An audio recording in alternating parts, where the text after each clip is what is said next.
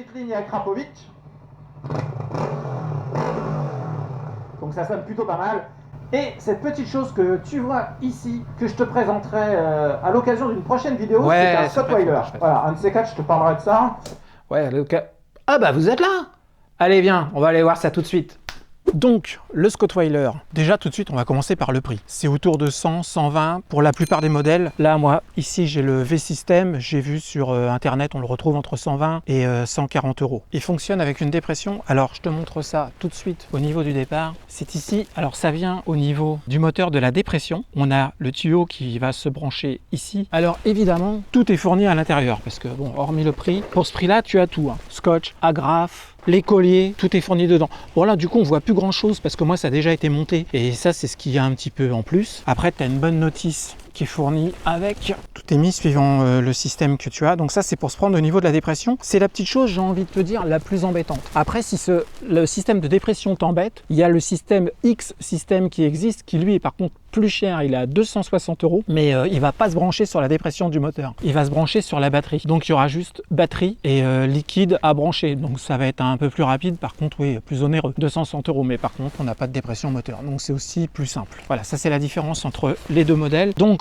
on se branche sur la dépression ici, donc avec les adaptateurs qui sont fournis dans la boîte, et on fait passer son tuyau jusqu'au Scottweiler. Alors il faut le mettre le plus possible à la verticale, c'est sûr, hein, pour que l'huile descende vers le bas. Donc on peut les brancher à certains niveaux, ça dépend sur ta bécane comment c'est foutu. Moi je vais te montrer, bien sûr, c'est à l'arrière. Mon tuyau il passe ici tout le long de la bécane, il va jusqu'à l'arrière. Alors j'ai déjà tout débranché pour te montrer, bien sûr. Donc mon tuyau il arrive ici, comme la dépression se fait, ça fait une petite poussée, hein. C'est très léger, hein. C'est 3 cc de mémoire, donc c'est vraiment une toute petite poussée, il n'y a rien de dangereux. Ça vient pousser ton huile ici et l'huile elle va partir direction le graisseur de chaîne.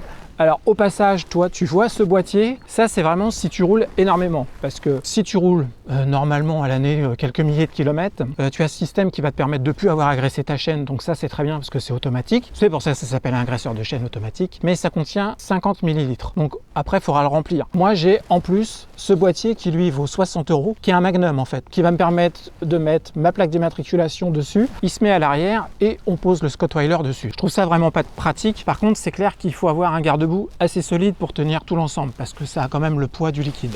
Donc le liquide par pression, on le fait passer par où on peut suivant où c'est sur ta bécane jusqu'à la chaîne. Donc moi ça passe tout en dessous. On arrive là et là on arrive directement sur la couronne et là il y a plusieurs branchements. Alors suivant ta bécane, il y en a plusieurs qui sont fournis. Donc moi j'en ai un qui est branché ici directement et quand le moteur est en route, la dépression se fait et ça vient pousser l'huile jusqu'ici. Je vais te mettre un petit échantillon d'une minute où je vais le mettre en accéléré bien sûr, où je vais te montrer comment la goutte d'huile vient sur la chaîne. Alors si tu as une moto avec une très grosse chaîne, il existe un modèle Scorpion, donc qui lui est une double alimentation en huile qui vient se mettre de chaque côté de l'huile. De toute façon, là, avec la force centrifuge, ça vient sur l'huile et ça fait tout le tour. Si tu as une chaîne classique comme la mienne, il n'y a aucun souci. Au passage, je rappelle que la durée de vie de la chaîne est multipliée. Moi, j'ai acheté la moto à 80 000, elle a 91 000 km, ça a été posé dessus à 45 000. Alors oui, je sais, on va me dire ça fait 46 000 km.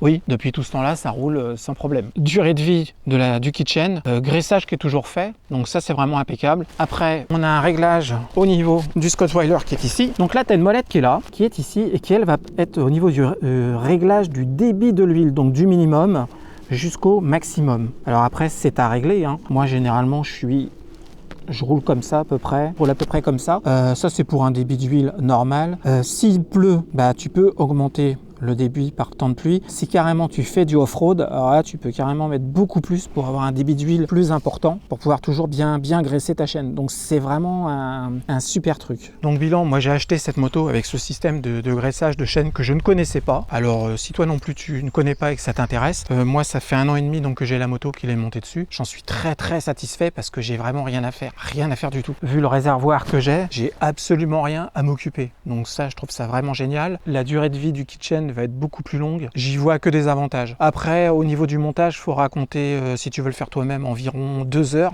Un peu moins si tu es très bricoleur. Compte quand même 2 heures à peu près maximum. Et je te conseille, si tu le fais, parce que avant de faire cette vidéo, j'ai regardé un petit peu ceux qui avaient fait, il est quand même conseillé de ne pas couper tes tuyaux tout de suite, mais d'abord de mettre toute ton installation et ensuite, après, couper. Parce que si au final ça va pas et que tu dois le bouger, si ton tuyau il est trop court, tu vas être embêté, il faudra que tu rachètes du tuyau. Voilà. Donc bilan final, c'est un système que j'aime beaucoup. C'est pour ça que je voulais te faire une petite vidéo là-dessus. Je vois plus trop grand chose à dire dessus. J'oublie peut-être sûrement des choses. En tout cas, si c'est le cas, n'hésite pas dans les commentaires. Pose-moi des questions, j'y répondrai avec plaisir. Normalement, je pense que depuis le temps que je l'ai, je devrais avoir les réponses à peu près tout. N'hésite pas, ça me fera moi aussi plaisir. Et puis ça nous permettra de converser. Je te dis à une prochaine vidéo. Allez, salut!